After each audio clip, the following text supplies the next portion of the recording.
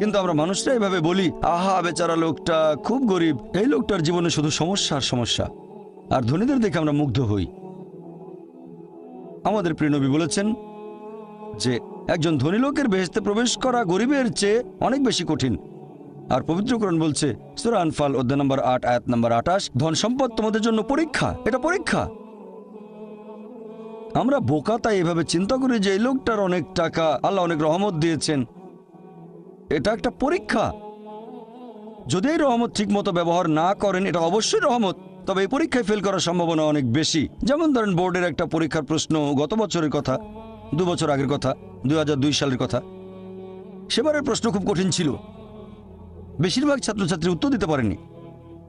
পরের বছর সেই প্রশ্নটা আসলো না, তখন এটা বলা বোকামি, ও দুঃখ, এবার তো আসলো না, আপনি তো খুশি হবেন যে এবার আসেনি। তাহলে সম্পদ একটা পরীক্ষা। তাহলে যাদের ধন সম্পদ নেই তাদের জন্য ধনীদের তুলনায় বেহেশতে যাওয়াটা অনেক সহজ। আল্লাহ এক একজনকে এক একভাবে পরীক্ষা করেন।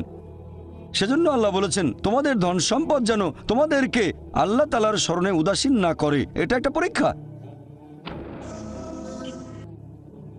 নিজে সন্তুষ্ট থাকা।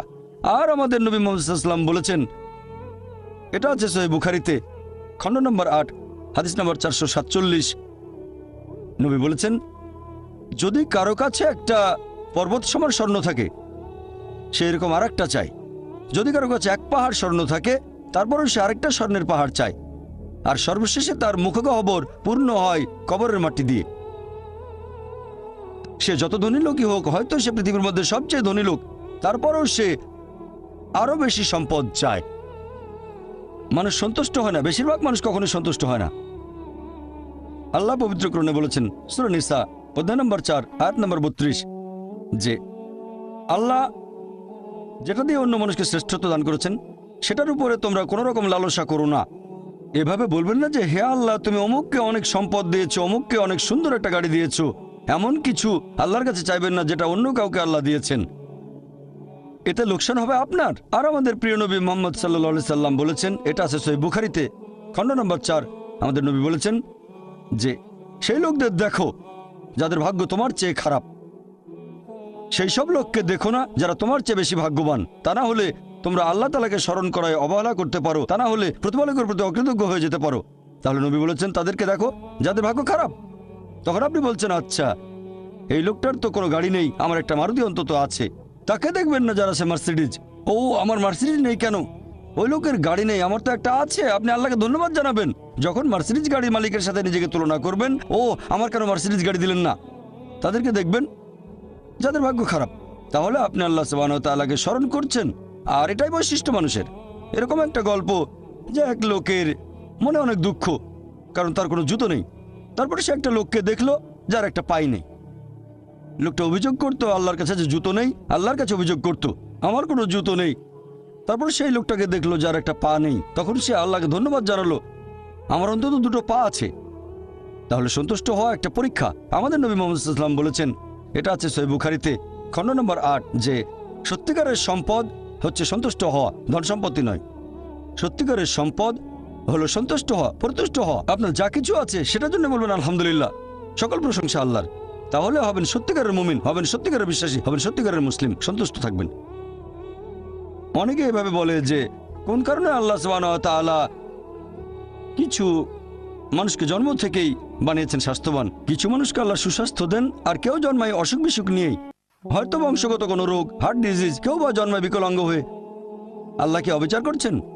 আল্লাহ পবিত্র কোরআনে বলেছেন সূরা নিসা অধ্যায় নম্বর ৪ আয়াত ৪০, আল্লাহ সুবহানাহু ওয়া তাআলা কারোর সাথে অনুপরিমাণে জুলুম করেন না। এটা একটা পরীক্ষা। আল্লাহ এক একজনকে এক একভাবে পরীক্ষা করেন। এরকম হতে পারে যে শিশু এখন জন্মাচ্ছে, সে সময় মাসুম, নিষ্পাপ, তার কোনো দোষ নেই।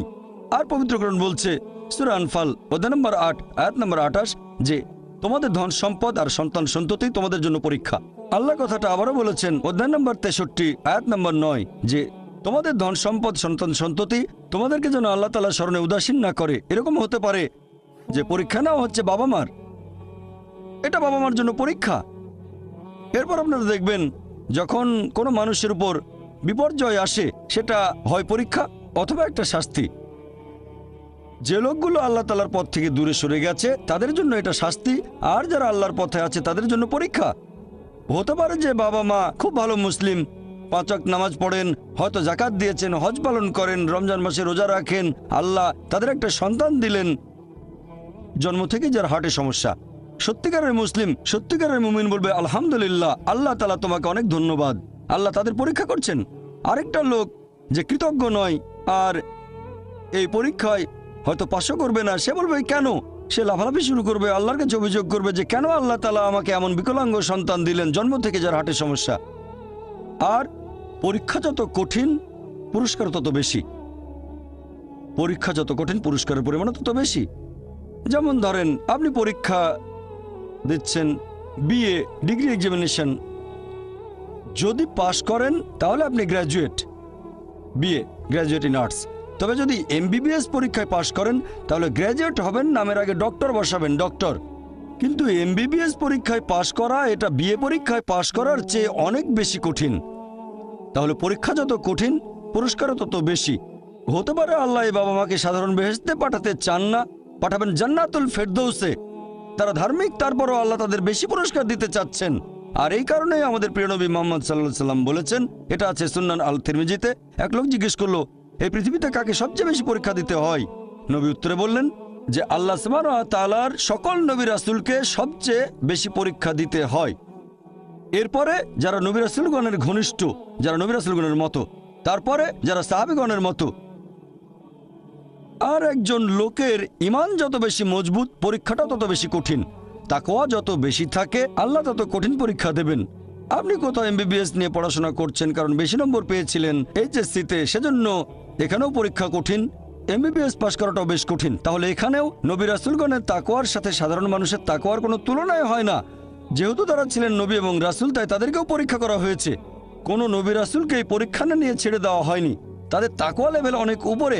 নবী রাসূলকে অনেক বেশিবার পরীক্ষা করা হয়েছে সাধারণ মানুষের চেয়ে। আপনার বাচ্চা অনেক বেশি, অনেক কঠিন।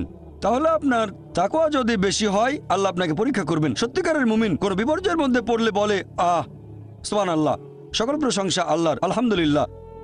সে ধরে নেয় এটা একটা পরীক্ষা। কোনো বিপর্যয় আসলে সেটা হয় একটা পরীক্ষা অথবা একটা শাস্তি। নবীগণের তাকওয়া অনেক বেশি, তাদের জন্য এটা শাস্তি না, এটা পরীক্ষা। আর তারা পাশ করেছেন।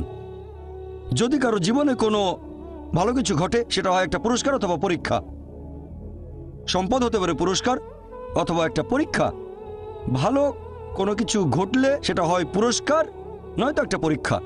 অনেকে আল্লাহর পথ থেকে দূরে সরে যায়, তারপরে বলে আমাকে সম্পদ দাও, আল্লাহর সম্পদ দেন, তারপরে তারা পরীক্ষা ফেল করে।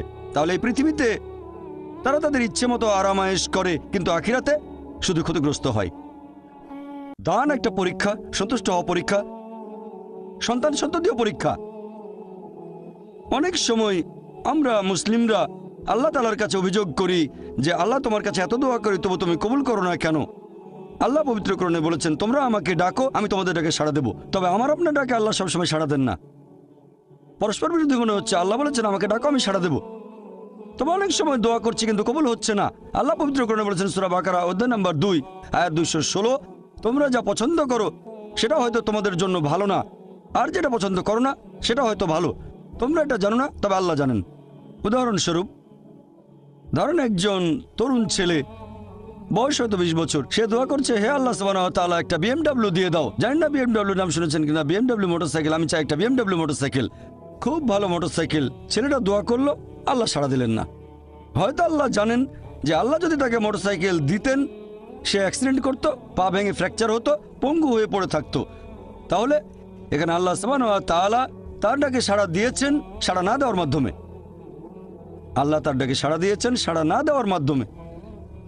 আল্লাহ তাকে মোটরসাইকেল দেননি কারণ সে ভালো বান্দা, সে খুব ভালো মানুষ, সে যা যাচ্ছে তা ভালো হবে না আমি জানি, কিন্তু সে জানে না তাই আল্লাহ দিচ্ছেন না। এভাবে আল্লাহ সাড়া দিচ্ছেন সাড়া না দেওয়ার মাধ্যমে।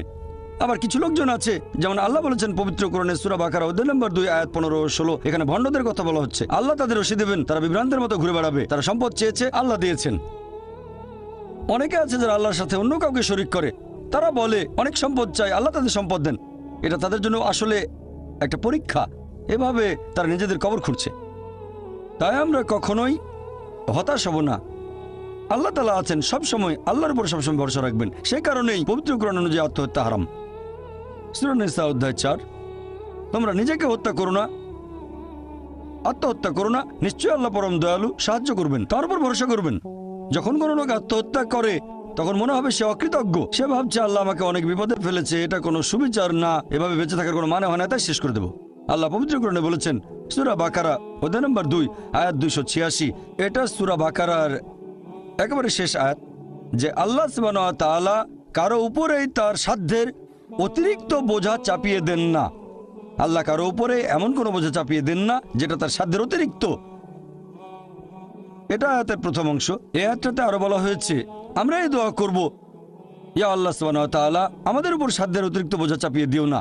আয়াতের প্রথম অংশে আল্লাহ কথা দিয়েছেন যে আমাদের উপর তিনি সাধ্যের অতিরিক্ত বোঝা চাপাবেন না। তাহলে আমরা কেন দোয়া করব যে হে আল্লাহ আমাদের সাধ্যের অতিরিক্ত বোঝা চাপিয়ে দিও না? এর কারণ হচ্ছে আমরা নিজেদের কবর খুঁড়ি, আমরা নিজেদের উপর সাধ্যের অতিরিক্ত বোঝা চাপিয়ে দিই, সমস্যা বাধা আমরাই বলছি অনেক সম্পদ দাও, আল্লাহ দিচ্ছেন। তাই আমরা আল্লাহর কাছে দোয়া করছি আল্লাহ যেন নিজেদের কারণে নিজেদের উপর সাধ্যের অতিরিক্ত বোঝা না চাপিয়ে দেন। আমরা সবসময় আল্লাহ তাআলার উপর ভরসা করব, একমাত্র তার ইবাদত করব, তিনি আমাদের স্রষ্টা। আমাদের অস্তিত্বের পেছনের উদ্দেশ্য হচ্ছে আল্লাহ সুবহানাহু ওয়া তাআলার ইবাদত করা, অন্য কারো নয়। পৃথিবীর জীবন পরকালের জন্য পরীক্ষা, আল্লাহর আদেশ মেনে চলেন আর সন্তুষ্ট থাকেন। যেরকম পরীক্ষায় সামনে পড়ুক, সত্যিকারের মুসলিম সবসময় বলবে আল্লাহকে ধন্যবাদ। সাধারণত আমরা অভিযোগ করি আমাদের এটা নেই, আমাদের ওটা নেই। জীবনের জন্য সবচেয়ে গুরুত্বপূর্ণ জিনিস কি? কেউ বলবে খাবার, কেউ বলবে পানি, সবচেয়ে গুরুত্বপূর্ণ বাতাস। কয়েক মিনিটের জন্য নিঃশ্বাস বন্ধ করেন, মারা যাবেন। আমাদের মধ্যে কেউ কি আল্লাহ সুবহানাহু ওয়া তাআলাকে জন্য ধন্যবাদ জানিয়েছেন যে বাতাস দিয়েছো সেজন্য অনেক ধন্যবাদ? আমাদের মধ্যে কতজন এটা করেছে? আমরা কি এটা বুঝতে পারছি? ফ্রি বাতাস তো ফ্রি পাচ্ছি আর কি। আমরা শ্রদ্ধা করবো আল্লাহ তাআলার নিদর্শনগুলোকে, শ্রদ্ধা করবো আল্লাহর নিয়ামতগুলোকে। এবারে শেষ পয়েন্টটা নিয়ে বলি যে আল্লাহ সুবহানাহু ওয়া তাআলা কেন এই পৃথিবী সৃষ্টি করলেন, এই পৃথিবী সৃষ্টির উদ্দেশ্যটা আসলে কি? আল্লাহ পবিত্র কোরআনে বলেছেন সূরা ইব্রাহিম অধ্যায় নম্বর 14 আয়াত 32 ও 33 যে আল্লাহ সুবহানাহু ওয়া তাআলা আকাশমণ্ডল ও পৃথিবী সৃষ্টি করেছেন আর আকাশ থেকে পানি বর্ষণ করান, এর সাথে দিয়েছেন ফলমূল। তিনি নৌযানকে মানুষের অধীন করেছেন যাতে সেগুলো আল্লাহর বিধানে সমুদ্রে বিচরণ করে। তিনি মানুষের কল্যাণে নিয়োজিত করেছেন নদীসমূহকে। তিনি তোমাদের জন্য সৃষ্টি করেছেন চাঁদ ও সূর্য, তোমাদের জন্য সৃষ্টি করেছেন রাত ও দিন। তাহলে বিশ্বজগতের এইসব সৃষ্টি এগুলো করেছেন মানুষের জন্য। আল্লাহ এই পুরো বিশ্বজগৎ সৃষ্টি করেছেন মানুষের জন্য। আর এটা আমাদের দায়িত্ব যে আমরা আল্লাহ সুবহানাহু ওয়া তাআলাকে ধন্যবাদ জানাবো এইসব নিয়ামতের জন্য। ধন্যবাদের পাশাপাশি আমাদের দায়িত্ব যে আমরা এই সব কিছুর যত্ন নেব। এই কারণেই আল্লাহ সুবহানাহু ওয়া তাআলা পশু পাখি সৃষ্টি করেছেন। তবে পশু হত্যা করা এটা নিষিদ্ধ, প্রাণী হত্যা নিষিদ্ধ। মুহাম্মদ সাল্লাল্লাহু আলাইহি ওয়াসাল্লাম একটা হাদিস বলছে টার্গেট প্র্যাকটিসের জন্য পশু পাখি হত্যা করো না। হ্যাঁ, যেসব পশুর মাংস খেতে আল্লাহ সুবহানাহু ওয়া তাআলা অনুমতি দিয়েছেন সেটা আমরা খেতে পারি, আল্লাহ যেভাবে বলেছেন সেই নিয়মে, যেভাবে নবী বলেছেন। তবে টার্গেট প্র্যাকটিস, এরকম অনেক লোক দেখি যারা এই নিয়মগুলো ধ্বংস করতে চায়, টার্গেট প্র্যাকটিস করে আর বিভিন্ন পশুর মাথা ঝুলিয়ে রাখে তাদের ড্রয়িং রুমে। আল্লাহ সৃষ্টি করেছেন পাহাড় পর্বত, আমরা সেগুলো জয় করতে চাই, মাউন্ট এভারেস্টের চূড়ায় উঠি। এ পর্যন্ত অনেক মানুষ মারা গেছে, প্রতি বছর মাউন্ট এভারেস্টে উঠতে গিয়ে অনেক মানুষ মারা গেছে। আমরা এই নিয়ামতের জন্য আল্লাহ সুবহানাহু ওয়া তাআলাকে ধন্যবাদ জানাই না। যদিও আল্লাহ তাআলা পবিত্র কোরআনে বলেছেন উট সৃষ্টি করা হয়েছে তোমাদের জন্য, ভার বহনের জন্য, যদিও এগুলো আমাদের জন্য সৃষ্টি করা হয়েছে, আমরা এদের ভালোবাসবো, শ্রদ্ধা করব। এরকম অনেক সহিহ হাদিস আছে, অনেক। একটা হাদিস আছে সহিহ বুখারীতে খণ্ড নম্বর 3 যে একবার একজন মানুষ একটা তৃষ্ণার্ত কুকুরকে পানি খেতে দিয়েছিল, কুয়ার কাছে গিয়ে মোজাই করে পানি এনেছিল, আর এই কাজের জন্য তাকে বেহেশতে দাখিল করা হলো। সহিহ বুখারীতে আছে আরেকটা হাদিস খণ্ড নম্বর 4 একবার এক পতিতা একটা তৃষ্ণার্ত কুকুরকে পানি খেতে দিয়েছিল, এজন্য সে বেহেশত পেল। এক সাহাবা প্রশ্ন করলেন যে কুকুরকে পানি খাওয়ালেও কি আমরা পুরস্কার পাবো? নবী বললেন অবশ্যই, কেন না। চিন্তা করেন যে পশুটাকে ঘরের ভেতরে ঢুকতে নিষেধ করা হয়েছে, যদি সেই পশুকেও পানি খেতে দেন আল্লাহ সেজন্য পুরস্কার দেবেন। একটা হাদিস বলছে একজন বৃদ্ধ মহিলা এক বিড়ালকে বেঁধে রেখে খাবার দিত না, আল্লাহ তাকে দোজখে পাঠালেন। কেন সে বিড়ালটাকে বেঁধে রাখলো, খাবার দিল না? অন্ততপক্ষে বিড়ালটাকে ছেড়ে দিলেও তো সে শিকার করে খেতে পারতো। আর আমাদের এক্সিবিশনে এরকম একটা পোস্টার আছে, আরো অনেক পোস্টার। তাহলে আমরা পশু পাখিকে ভালোবাসবো, যত্ন করব। এছাড়াও গাছপালা লতাপাতা আমরা খেতে পারি যখন প্রয়োজন আমাদের, তবে বিনা কারণে আমরা কোনো গাছপালা কাটবো না, এমনকি যুদ্ধের সময়ও নবী মুহাম্মদ সাল্লাল্লাহু আলাইহি ওয়াসাল্লাম বলেছেন যে তোমরা গাছ কেটে ফেলো না, শস্যে আগুন ধরিয়ে দিও না। তাহলে এগুলো সবই আল্লাহ সুবহানাহু ওয়া তাআলার সৃষ্টি। আর আল্লাহ পবিত্র কোরআনে বলেছেন সূরা আদিয়াত অধ্যায় নম্বর 100, আল্লাহ তাআলা যুদ্ধের সময়ের ঘোড়া সম্পর্কে আল্লাহ এখানে বলেছেন যে ঘোড়া জোড়ে সৈন্যরা যুদ্ধে যায়। আল্লাহ এখানে শপথ করছেন আর বলছেন সূরা আদিয়াত আয়াত 1, 2, 3, 4 আল্লাহ বলেছেন এই ঘোড়াগুলোর খুরের আঘাতে আগুনের ফুলকি ছোটে, সে সময় ধুলোর মেঘ আকাশে ওড়ে, তারা শত্রু দলের ভেতরে ঢুকে পড়ে। বলা হচ্ছে আল্লাহ এখানে শপথ করছেন এই ঘোড়াগুলোকে নিয়ে, যুদ্ধের ময়দানের ঘোড়া, তাদের মধ্যে কোনো রকম ভয় নেই, কারণ তারা তাদের প্রভুর নির্দেশ মানে। যে মানুষটা ঘোড়ার পিঠে থাকে সেই মানুষটার জন্য তারা শত্রু দলের ভেতরে ঢুকে পড়ে। শত্রুর হাতে তরবারি বা অন্যান্য যত অস্ত্রই থাকুক না কেন, সেই ঘোড়া তারপরে সামনে এগিয়ে যায়, কারণ সে প্রভুর নির্দেশ মেনে চলে। আল্লাহ এখানে শপথ করছেন এই ঘোড়াগুলোকে নিয়ে। তারপর আল্লাহ তাআলা বলছেন তবে মানুষ অবশ্যই অকৃতজ্ঞ। তার মানে যুদ্ধের ঘোড়া প্রভুর আদেশ মানতে গিয়ে মরার জন্য প্রস্তুত। এই কারণে ঘোড়াটা মারা যেতে পারে, তারপরও প্রভু আদেশ দিয়েছে বলে এগিয়ে যাচ্ছে। সামনে হয়তো অস্ত্র হাতে শত্রু দাঁড়িয়ে আছে, সামনে গেলে সে মারা যেতে পারে, তারপরে এটা প্রভুর আদেশ। তবে মানুষ যাতে অকৃতজ্ঞ, মোটেও কৃতজ্ঞ নয়। সে কারণে এই পৃথিবীর প্রত্যেকটা মানুষের দায়িত্ব হচ্ছে পৃথিবীর জীবনের এই উদ্দেশ্য পূরণ করা যে আমাদের কোন কারণে সৃষ্টি করা হয়েছে। আল্লাহ সুবহানাহু ওয়া তাআলা আমাদের সৃষ্টিকর্তা, পরম করুণাময়, পরম দয়ালু, পরম ক্ষমাশীল, পরম ন্যায় বিচারক। তাই প্রত্যেকটা মানুষের দায়িত্ব আমরা আল্লাহ সুবহানাহু ওয়া তাআলার ইবাদত করব, আল্লাহ ব্যতীত কারো ইবাদত করব না। আর আমাদের ইহকালের এই জীবন পরকালের জন্য একটা পরীক্ষা। যদি আল্লাহর আদেশ মেনে চলি বেহেশতে যেতে পারবো, যদি না মানি পরীক্ষায় ফেল করব, জাহান্নামে যেতে হবে। আর আমরা সেই সব নিয়ামতগুলো যত্ন নেব যেগুলো আল্লাহ আমাদের দিয়েছেন। আমার লেকচার শেষ করার আগে কোরআনের একটা আয়াতের উদ্ধৃতি দিচ্ছি। সূরা আলে ইমরান অধ্যায় নম্বর 3 আয়াত 110 বলা হয়েছে, কুনতুম খায়রা উম্মাতিন উখরিজাত লিন-নাস, হে মুসলিম তোমরা শ্রেষ্ঠ উম্মত, মানব জাতির জন্য আবির্ভূত। আমাদের বলা হয়েছে খায়রা উম্মাহ, শ্রেষ্ঠ উম্মত। যখনই কোনো সম্মান পাবেন তখনই আপনাকে দায়িত্ব পালন করতে হবে। দায়িত্ব পালন না করলে সম্মান পাবেন না। আর দায়িত্বের কথা এই আয়াতেই আছে। আল্লাহ বলেছেন তা'মিরুনা বিল মারুফি ওয়া তানহাউনা আনিল মুনকার ওয়া তু'মিনুনা বিল্লাহ, কারণ তোমরা সৎ কাজে নির্দেশ দাও, অসৎ কাজে নিষেধ করো এবং আল্লাহকে বিশ্বাস করো। প্রত্যেক মানুষের দায়িত্ব হচ্ছে প্রচার করা, সে যতখানি জানে। যদি সৃষ্টির পেছনের উদ্দেশ্যটা জানেন সেটা অন্যদের বলেন। আমাদের সৃষ্টি করা হয়েছে আল্লাহ সুবহানাহু ওয়া তাআলার ইবাদত করার জন্য, অন্য কারো না। ইহকালের জীবন পরকালের জন্য পরীক্ষা। মানুষকে আহ্বান করেন সত্যের পথে, সত্যের পথে চলে আসতে বলেন। তা'মিরুনা বিল মারুফি ওয়া তানহাউনা আনিল মুনকার, অর্থাৎ মানুষকে বলবেন ভালো কাজ করতে আর খারাপ কাজ করতে বাধা দেবেন। এটা প্রত্যেক মুসলিমের দায়িত্ব, দাওয়া দেয়া বাধ্যতামূলক। যদি আমরা সৎ কাজের নির্দেশ না দেই আর যদি মানুষকে অসৎ কাজে বাধা না দেই তাহলে নিজেদের মুসলিম বলার যোগ্য নই, বলতে পারবো না আমরা খায়রা উম্মাহ, শ্রেষ্ঠ উম্মত। কোরআনের একটা আয়াত বলে আমার লেকচার শেষ করছি। সূরা নাহল অধ্যায় 16 আয়াত 125 বলা হয়েছে, উদু ইলা সাবিলি রাব্বিকা বিল হিকমা ওয়াল মুআযিজাতিল হাসানা ওয়াজাদিল বিল্লাতি আহসান, মানুষকে তোমার প্রতিপালকের কথা আহ্বান করো হিকমত ও সদুপদেশ দ্বারা এবং তাদের সাথে তর্ক করো, তাদের যুক্তি দেখাও উত্তম ও গ্রহণযোগ্য পন্থায়। ওয়া আখিরি দাওয়ানা আলহামদুলিল্লাহি রাব্বিল আলামিন। এখন আমরা শুরু করব প্রশ্নোত্তর পর্ব। অনুষ্ঠান শুরু করার আগে এই পর্বের নিয়মকানুনগুলো বলি, যাতে করে এই সীমিত সময়টাকে সঠিকভাবে ব্যবহার করতে পারি। আপনাদের সামনে 4টা মাইক, যে কোনো একটার পেছনে লাইন দিয়ে দাঁড়ান।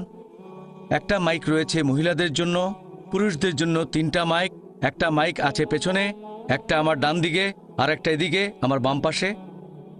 আপনারা প্রশ্ন করার সময়ে দয়া করে আপনাদের নাম এবং পেশা বলবেন। মনে রাখবেন, এখানে প্রশ্ন করবেন, কোনো লেকচার দেবেন না। তাই প্রশ্ন করার সময় আপনারা সংক্ষিপ্ত আর যথাযথভাবে করবেন। আমি ভলান্টিয়ারদের অনুরোধ করব, যারা মাইকের পাশে আছেন আপনারা দয়া করে প্রথমেই সুযোগ দেবেন অমুসলিম ভাইদের, যারা লাইনে দাঁড়িয়ে আছেন ডক্টর জাকিরকে প্রশ্ন করার জন্য।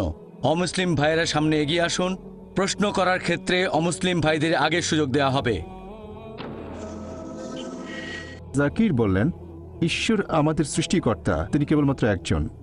2 নম্বর, ঈশ্বর মানুষকে সৃষ্টি করেছেন তার ভালোবাসা থেকে।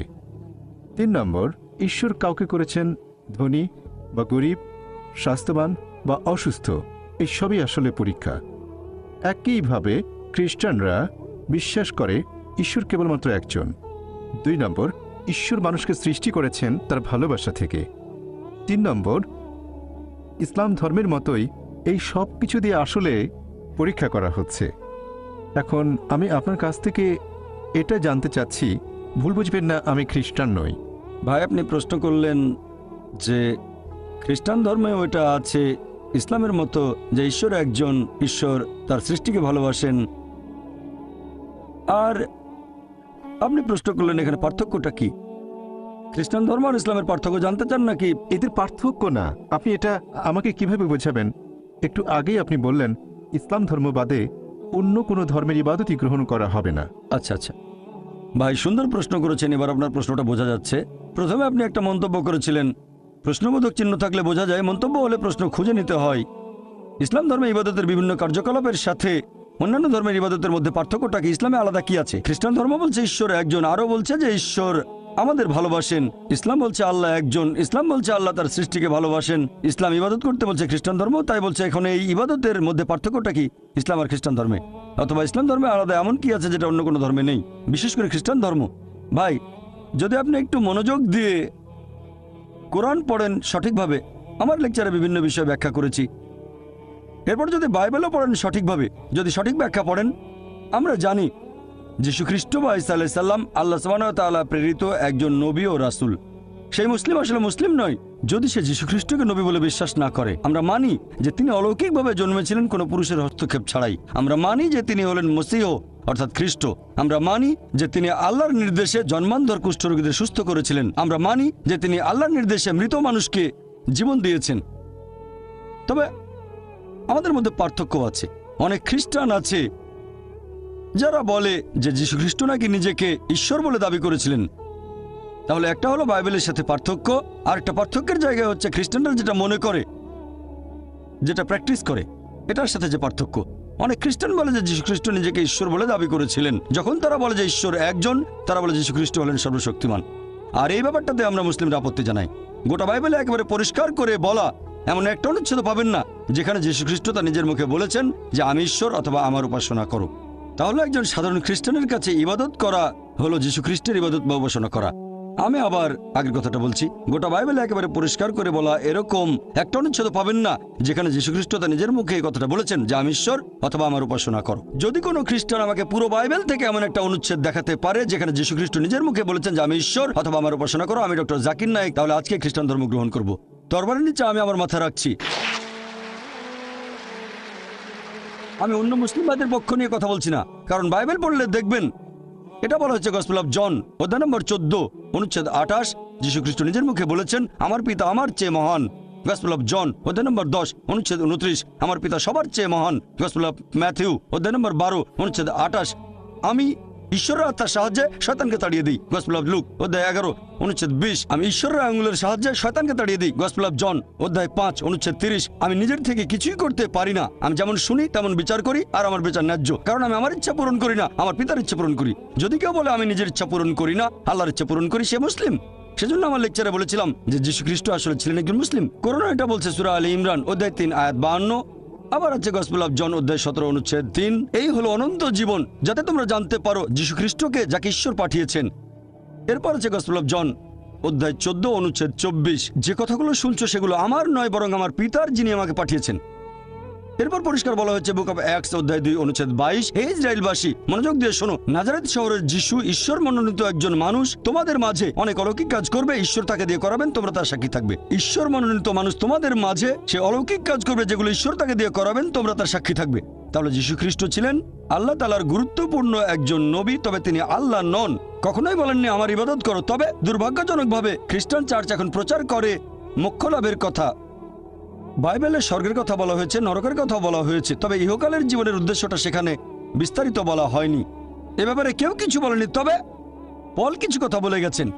পলের কথা আছে করিন্থিয়ানসে অধ্যায় নম্বর 15, পল বলছেন 1 করিন্থিয়ান অধ্যায় 15, যদি যীশু খ্রিস্ট আমাদের পাপের ভার বহন করে মৃত্যুবরণ না করেন, আমাদের বিশ্বাস তাহলে ভিত্তিহীন, আমাদের সবকিছু ভিত্তিহীন। তার মানে যীশু খ্রিস্ট আমাদের পাপের বোঝা নিয়ে মৃত্যুবরণ করেছেন পলের কথা অনুযায়ী।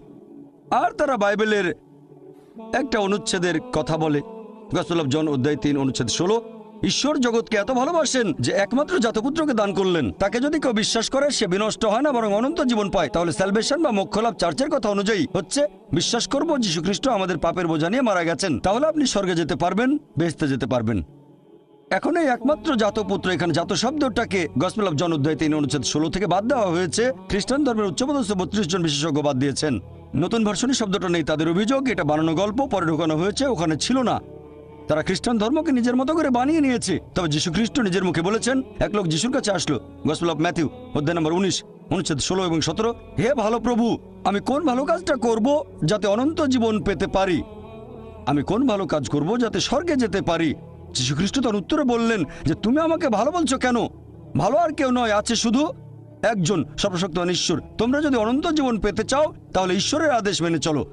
যিশু বলেননি যে তোমরা যদি বেহেশতে যেতে চাও তাহলে বিশ্বাস করতে হবে আমি তোমাদের পাপ বহন করেছি। তিনি এই কথা কখনোই বলেননি, বলেছেন ঈশ্বরের আদেশ মানো। আর যীশু খ্রিস্ট নিজের মুখে বলেছেন বাইবেলের গসপেল অফ ম্যাথিউ অধ্যায় 5 অনুচ্ছেদ 17 থেকে 20, তোমরা ভেবো না যে আমি আগের নবীদের বিধি ব্যবস্থা ধ্বংস করতে এসেছি। আমি এগুলো ধ্বংস করতে আসিনি, এসেছি পূরণ করতে।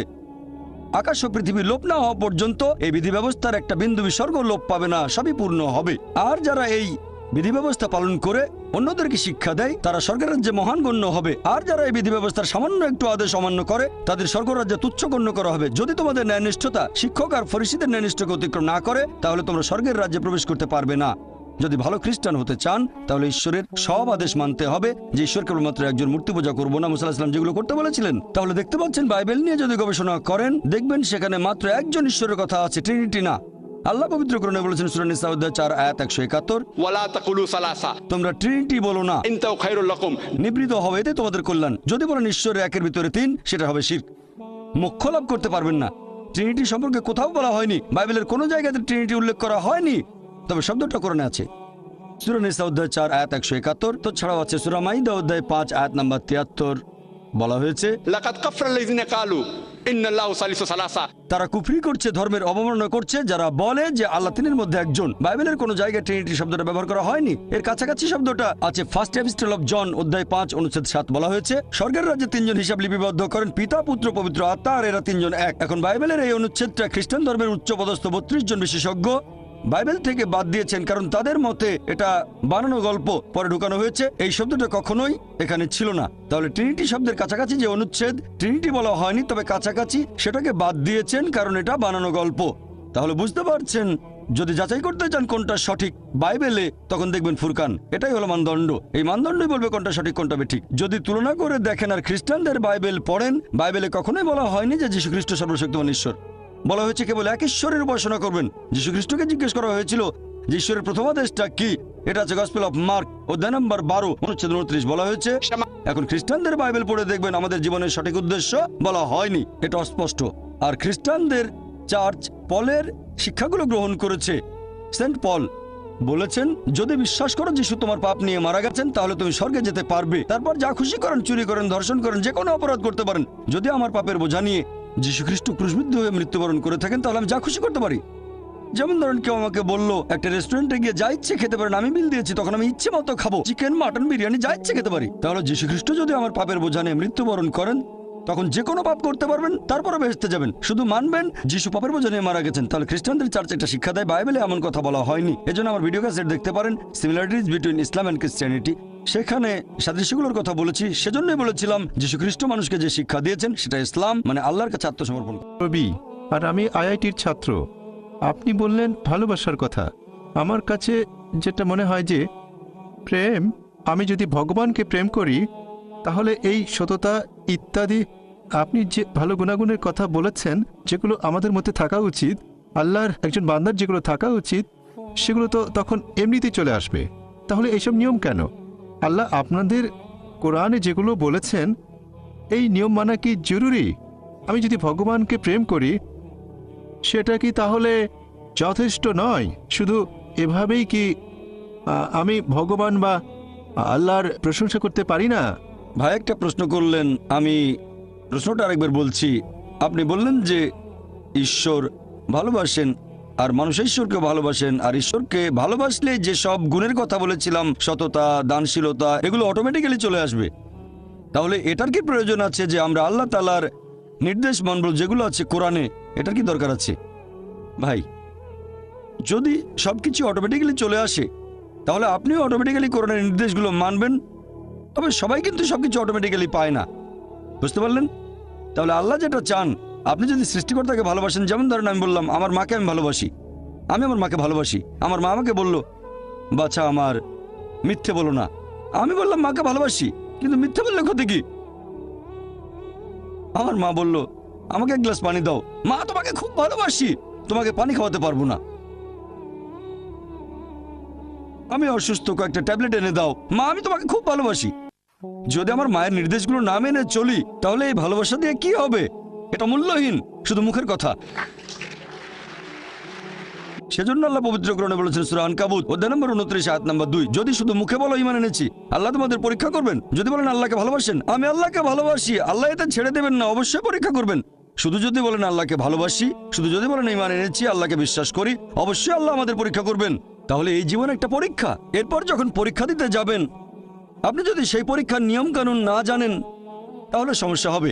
যেমন ধরেন আপনি একটা পরীক্ষা দিতে বসবেন, প্রথমে আপনি দেখবেন সেই পরীক্ষার সিলেবাসটা কি, তারপর সেই সিলেবাস অনুযায়ী পড়বেন। এখন আল্লাহ বেশ কিছু কথা বলেছেন, আমি আপনার সঙ্গে একমত। কিছু জিনিস বা গুণ যেমন সততা, দানশীলতা, এগুলো মানুষের ভেতরে থাকে, আল্লাহ এগুলো দিয়েছেন। তবে অনেক কিছুই তো আমরা জানি না। মদপান না করাটা ভেতরে থাকে না, দানশীলতার ব্যাপারটা মানুষের ভেতরে থাকে, মানে থাকতে পারে। যেমন কাউকে অত্যাচার করলে আপনার খারাপ লাগতে পারে, কিছু জিনিস আমাদের ভেতরে থাকে। জুয়া না খেলাটা ভেতরে থাকে না। তাহলে কিছু জিনিস ভেতরে আছে আর কিছু নেই। আমাদের যেটা করতে হবে, আমরা আল্লাহ সুবহানাহু ওয়া তাআলার নির্দেশগুলো সব মেনে চলবো। আর আল্লাহ বলেছেন এই জীবন একটা পরীক্ষা। তাহলে আপনি যদি আল্লাহর আদেশগুলো পড়ে না দেখেন, পরীক্ষা পাশ করবেন কিভাবে? আমি কেন এই কোরআন পড়তে বলছি? কারণ এই হলো একমাত্র বই যেটা আল্লাহ তাআলার আসমানি কিতাব, যেটা এখন অবিকৃত অবস্থায় আছে। স্যার উইলিয়াম মেয়র কথা অনুযায়ী, যিনি ইসলামের একজন কড়া সমালোচক, তিনিও লিখতে বাধ্য হয়েছেন মানে তার সামনে অপশন ছিল না। পৃথিবীতে আর কোনো ধর্মগ্রন্থ নেই পবিত্র কোরআনের মতো, যেটা 1200 বছর ধরে অবিকৃত অবস্থায় আছে। তিনি এটা বলেছেন 200 বছর আগে। ইসলামের সমালোচক হয়েও তার কোনো অপশন ছিল না, মিথ্যে বলতে পারেননি, তাই এটা লিখেছেন। আপনারা যদি আল্লাহ সুবহানাহু ওয়া তাআলার সবগুলো আসমানি কিতাব একটু ভালো করে দেখেন, আল্লাহ অনেক ওহী পাঠিয়েছেন। আমরা এরকম 4টার নাম জানি, তাওরাত, জাবুর, ইনজিল আর কোরআন। তাওরাত হলো সেই আসমানি কিতাব যেটা নাজিল হয়েছিল মুসা আলাইহিস সালামের উপর। জাবুর হলো সেই আসমানি কিতাব যেটা নাজিল হয়েছিল দাউদ আলাইহিস সালামের উপর। ইনজিল হলো সেই আসমানি কিতাব যেটা নাজিল হয়েছিল যিশু আলাইহিস সালামের উপর। আর কোরআন হলো সেই আসমানি কিতাব যেটা নাজিল হয়েছিল সর্বশেষ চূড়ান্ত নবী মুহাম্মদ সাল্লাল্লাহু আলাইহি সাল্লামের উপর। আর আল্লাহ পবিত্র কোরআনে বলেছেন সূরা রদ অধ্যায় 13 আয়াত নম্বর 38, আমি প্রত্যেক যুগে ওহী প্রেরণ করেছি। অনেক আসমানি কিতাব নাজিল হয়েছে, সময়ের সাথে সাথে সেগুলো বিকৃত হয়ে গেছে। একমাত্র যে আসমানি কিতাব এখন অবিকৃত অবস্থায় আছে সেটা পবিত্র কোরআন। সেজন্য আমি বলেছি, যদি আল্লাহর সত্যিকারের আদেশগুলো মেনে চলতে চান তাহলে কোরআন পড়েন। আর আপনি যদি হিন্দু হন, জিজ্ঞেস করতে পারেন এটা কিভাবে প্রমাণ করবেন। সেজন্য আমার লেকচার শুনবেন, অনুষ্ঠিত হবে 18 জানুয়ারি রবিবার, সিমিলারিটিজ বিটুইন হিন্দুইজম অ্যান্ড ইসলাম। মাইকে আমার নাম প্রসন্ন, এমবিবিএস এর ছাত্র। স্যার, আপনি বললেন যে প্রয়োজন ছাড়া পশু হত্যা করা ঠিক না, টার্গেট প্র্যাকটিস বা শিকারের জন্য। বর্তমানে পৃথিবীতে একজন মানুষ ভেজিটেরিয়ান হয়েও সুস্থভাবে আর সুন্দরভাবে থাকতে পারে। তাহলে শুধুমাত্র খেতে সুস্বাদু বলে এই পশুদের হত্যা করা আপনার মতে সঠিক না ভুল? ভাই প্রসন্ন খুব সুন্দর প্রশ্ন করেছেন, আর টপিকের সাথে খুবই প্রাসঙ্গিক। আমি আমার লেকচারে বলেছি পশু পাখি হত্যা করা উচিত না, তারা আল্লাহর সৃষ্টি, যদি না খাওয়ার প্রয়োজন হয়। টার্গেট প্র্যাকটিস করবেন না। তাহলে মুসলিমরা কেন পশু হত্যা করে? ভেজ খেয়ে সুস্থ থাকতে পারে আপনার মতে, এমবিবিএস এর একজন ছাত্র। তাহলে শুধু ভালো স্বাদের জন্য কেন প্রাণী হত্যা? ভাই 1 নম্বর পয়েন্ট, একজন মুসলিম পুরো ভেজিটেরিয়ান হয়েও খুব ভালো মুসলিম হতে পারে। কোরআনের কোনো আয়াত বা কোনো হাদিস বলছে না যে এটা বাধ্যতামূলক, এটা ফরজ ননভেজ খাওয়া, পশুর মাংস। ভেজিটেরিয়ান হয়েও আপনি খুব ভালো মুসলিম হতে পারেন। তবে আল্লাহ সুবহানাহু ওয়া তাআলা পবিত্র কোরআনে বলেছেন সূরা মাইদা অধ্যায় নম্বর 5 আয়াত নম্বর 1, তোমাদের জন্য খাদ্য সব চতুষ্পদ প্রাণী যেগুলো তোমাদের জন্য হালাল, সেই সব চতুষ্পদ তোমাদের জন্য হালাল, উল্লেখিত পশুগুলো বাদে। আল্লাহ বলেছেন সূরা নাহাল অধ্যায় নম্বর 16 আয়াত নম্বর 5 যে আল্লাহ তোমাদের জন্য চতুষ্পদ জন্তু সৃষ্টি করেছেন যাতে তোমরা তাদের মাংস খেতে পারো। পবিত্র কোরআনে সূরা মুমিনুন অধ্যায় 23 আয়াত 21 যে নিশ্চয়ই গবাদি পশু তোমাদের জন্য একটি নিদর্শন, কারণ তাদের শরীরের ভেতর থেকে তোমাদের জন্য দুধ উৎপাদন করি, এতে তোমাদের জন্য উপকারিতা আছে, আর এদের মাংস তোমরা খেতে পারো। সৃষ্টিকর্তা আল্লাহ সুবহানাহু ওয়া তাআলা আমাদের অনুমতি দিয়েছেন এই মাংস আমরা খেতে পারবো, তাহলে আমরা কেন খাবো না? এবার আপনার যুক্তিটাতে আসি যে এই গবাদি পশুর মাংস, আপনি তো এমবিবিএস এর ছাত্র, আমিও মেডিকেল ডাক্তার, এমবিবিএস পাস করেছি। এমবিবিএস এর ছাত্র হিসেবে এটা হয়তো পড়েছেন, আমি জানি না, ফার্স্ট ইয়ারে পড়ে থাকতে পারেন আপনি, যে কিছু অ্যামিনো অ্যাসিড আমাদের শরীরে সংশ্লেষিত হয় না, এগুলোকে বলা হয় এসেনশিয়াল অ্যামিনো অ্যাসিড। এরকম 8টা অ্যামিনো অ্যাসিড। এখন এই 8টা অ্যামিনো অ্যাসিড খাবারের মাধ্যমে সরবরাহ করা হয়। খাবারের মাধ্যমে সরবরাহ করা না হলে শরীরে ক্ষতি হতে পারে। পৃথিবীর কোনো ভেজিটেবলে আপনি এই 8টা অ্যামিনো অ্যাসিডের সবগুলো পাবেন না, এরকম নেই। একমাত্র যে খাবার এই 8টা অ্যামিনো অ্যাসিডের সবগুলো সরবরাহ করে থাকে, সেটা হচ্ছে মাংস, মাছ, মাংস জাতীয় খাবার। মাংস জাতীয় খাবারে থাকে প্রচুর প্রোটিন, অনেক ভিটামিন, প্রচুর আয়রন থাকে। এটা স্বাস্থ্যকর। তবে আমি জানি যে আপনি ননভেজ খাবার না খেয়েও স্বাস্থ্যবান থাকতে পারবেন। অবশ্যই এটা সম্ভব। আপনি সুষম খাদ্য খেলেন, নিয়মিত চেক আপ করালেন ইত্যাদি, সম্ভব বলছি না স্বাস্থ্যবান হতে পারবেন না। তবে খাবারটা যখন স্বাস্থ্যকর তখন খাবেন না কেন? অনেকে এখানে কারণ দেখায় যে আমরা পশুদের কষ্ট দিচ্ছি, এ ব্যাপারে পরে বলছি। এখন আপনি যদি তৃণভোজী প্রাণীদের দাঁতগুলো দেখেন, গরু, ছাগল, ভেড়া, তাদের দাঁতগুলো সমান। তারা শুধু শাকসবজি খায়, কখনো মাংস জাতীয় খাবার খাবে না। আবার যদি মাংসাশী প্রাণীদের দাঁতগুলো একটু খেয়াল করেন, বাঘ, চিতাবাঘ, সিংহ, এদের দাঁতগুলো সুচালো, দাঁতগুলো তীক্ষ্ণ, শুধু মাংস খায়, কখনো ঘাস খাবে না। এখন যদি মানুষের দাঁতগুলো দেখেন, আয়নার সামনে দাঁড়ালে দেখতে পাবেন, আমিও দাঁড়ালে দেখতে পাবো যে আল্লাহ তাআলা আমাদের সমান দাঁত এবং সুচালো দাঁত দুটোই দিয়েছেন। যদি আল্লাহ তাআলা, যদি সৃষ্টিকর্তা চাইতেন আমরা শুধু ভেজ খাবার খাবো, তাহলে এই সুচালো দাঁত দিলেন কেন? এখন আপনি মেডিকেল ছাত্র, সুচালো দাঁত মাংস খাওয়ার জন্য? এতেই প্রমাণ হয় আল্লাহ এটা দিয়েছেন ননভেজ খাবার খাওয়ার জন্য। এছাড়াও তৃণভোজী প্রাণীদের যে পরিপাকতন্ত্র, যেমন গরু, ছাগল, ভেড়া মাংস হজম করতে পারে না, শুধু শাকসবজি হজম করতে পারে। এরপর মাংসাশী প্রাণীদের পরিপাকতন্ত্র, বাঘ, চিতাবাঘ, সিংহ শুধু মাংস হজম করতে পারে, শাকসবজি হজম করতে পারে না। তবে আমাদের মানুষদের যে পরিপাকতন্ত্র, আপনি মেডিকেল ছাত্র তাই জানেন, আমরা ভেজ ননভেজ দুটোই হজম করতে পারি, ভেজিটেবল মাংস দুটোই হজম করতে পারি, মাংস হজম হয়। যদি আল্লাহ চাইতেন আমরা শুধু ভেজ খাবারই খাবো, তাহলে দুটোই হজম করতে পারা পরিপাকতন্ত্র কেন আমাদের দিলেন? দিয়েছেন এগুলো খাওয়ার জন্য। এবার আপনার প্রশ্নটা, অনেকের মধ্যে ভুল ধারণা আছে। হিন্দুদের অনেকেই ভাবে যে হিন্দু ধর্মগ্রন্থ ননভেজ খাবার খাওয়ার অনুমতি দেয় না। কোরআনের উদ্ধৃতি দিয়েছি, যদি আপনি হিন্দু ধর্মগ্রন্থ পড়েন, যদি পড়েন মনুস্মৃতি অধ্যায় নম্বর 5, মনুস্মৃতি অধ্যায় 5 অনুচ্ছেদ 30 এবং 31, বলা হয়েছে যে তুমি যদি কোনো পশুর মাংস খাও যেটার মাংস খাওয়ার জন্য, তাহলে কোনো পাপ করছো না, কারণ সর্বশক্তিমান ঈশ্বর কিছু পশুকে করেছেন খাদক এবং কিছুকে খাদ্য। মনুস্মৃতি অধ্যায় 5 অনুচ্ছেদ 31, যে তুমি যদি কোনো পশুকে বলি দাও, পশু উৎসর্গ করো, তুমি কোনো পাপ করছো না।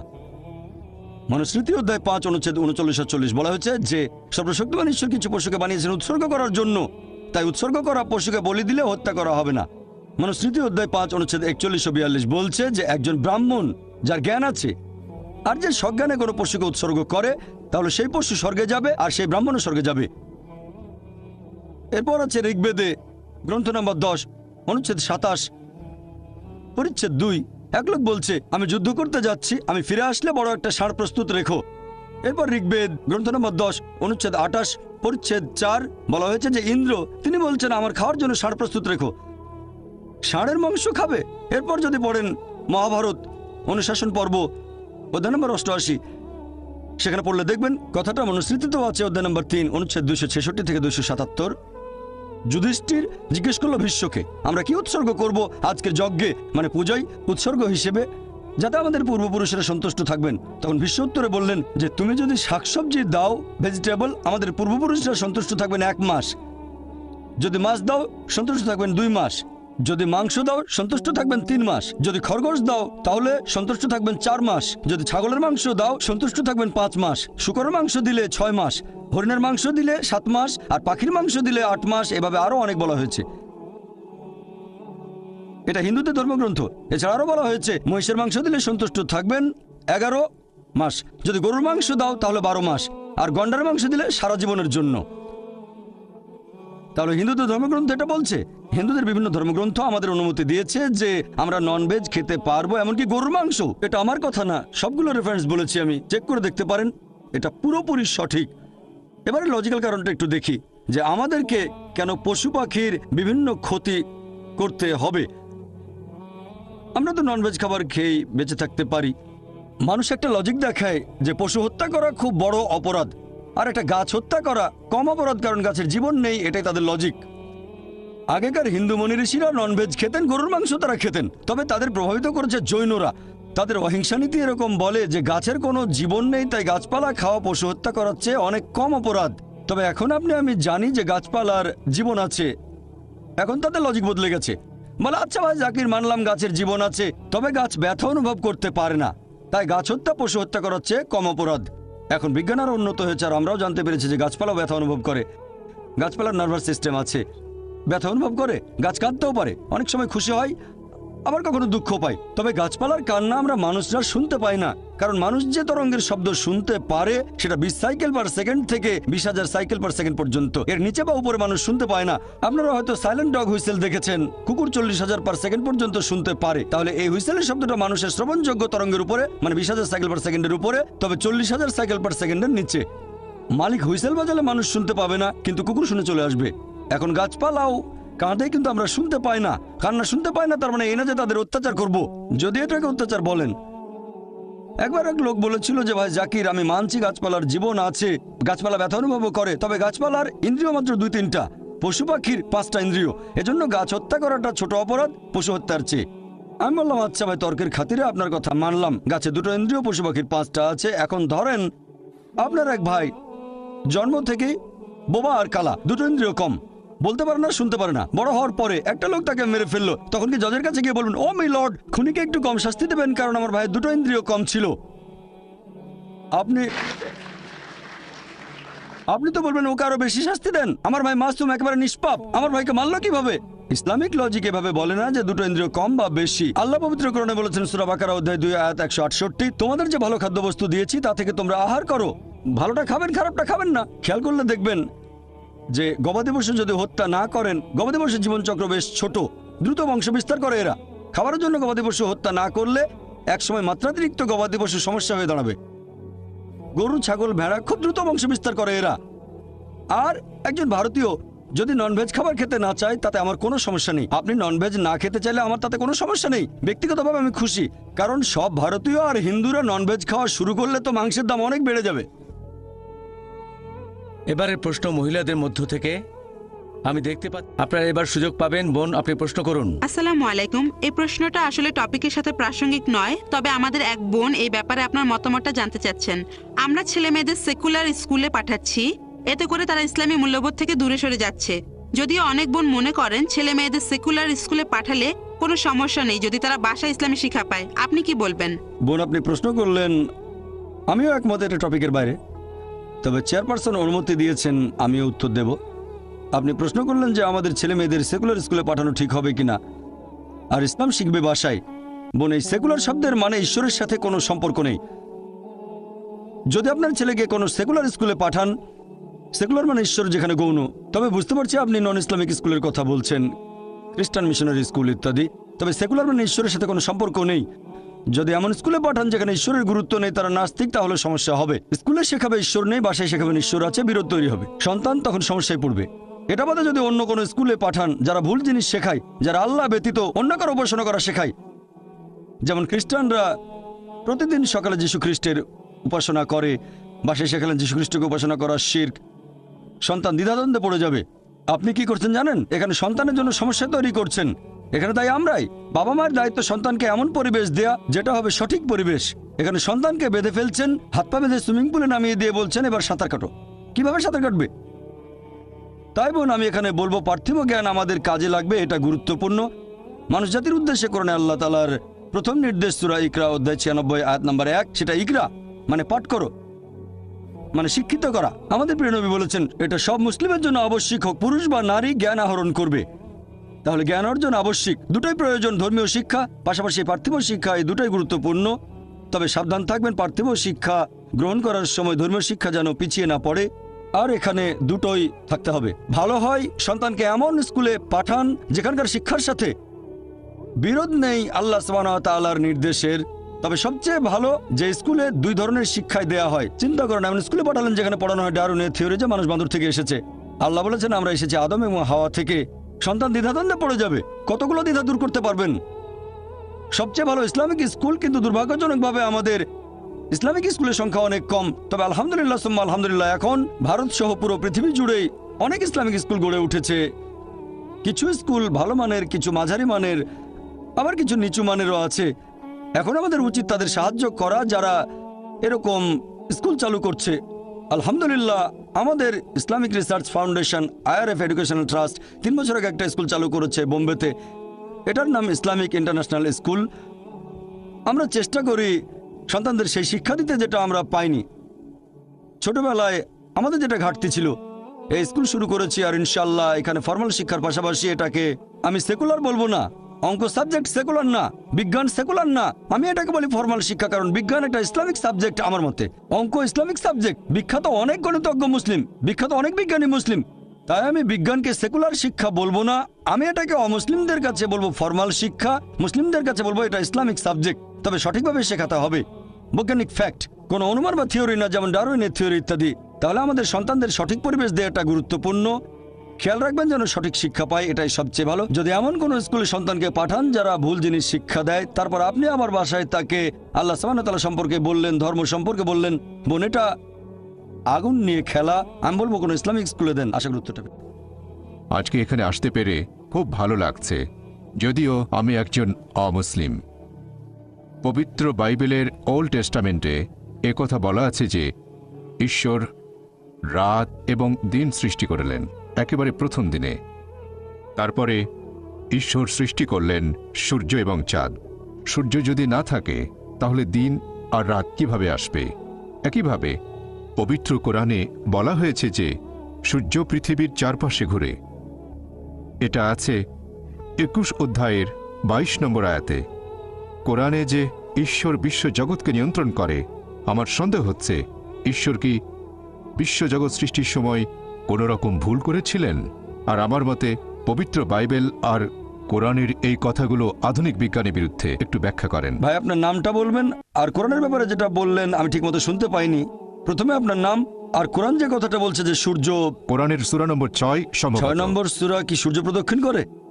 আপনি বললেন 21, 22 অধ্যায় 21 আয়াত 22, অধ্যায় নম্বর 21 আয়াত 22 যে সূর্য প্রদক্ষিণ করে। না, সম্ভবত এটা 6 নম্বর সূরাতে। আচ্ছা, তবে 21 নম্বর অধ্যায়ের 22 নম্বর আয়াত বলছে ঈশ্বর বিশ্ব জগৎ নিয়ন্ত্রণ করেন। হ্যাঁ, আপনার মতে এটা বিজ্ঞানের বিপক্ষে যায়। হ্যাঁ, ভাই আপনি প্রশ্ন করলেন, বললেন যে খ্রিস্টানদের বাইবেল পড়েছেন আর বাইবেলের কয়েকটা অনুচ্ছেদ উল্লেখ করলেন, এরপর কোরআনের ব্যাপারে রেফারেন্সটা আপনি বলেননি। বললেন বাইবেলে আছে ঈশ্বর প্রথম দিনে সৃষ্টি করলেন দিবস এবং রাত্রি। আপনি যেটা বলেছেন সেটা আছে বাইবেলের প্রথম বইতে, বুক অব জেনেসিস অধ্যায় 1 অনুচ্ছেদ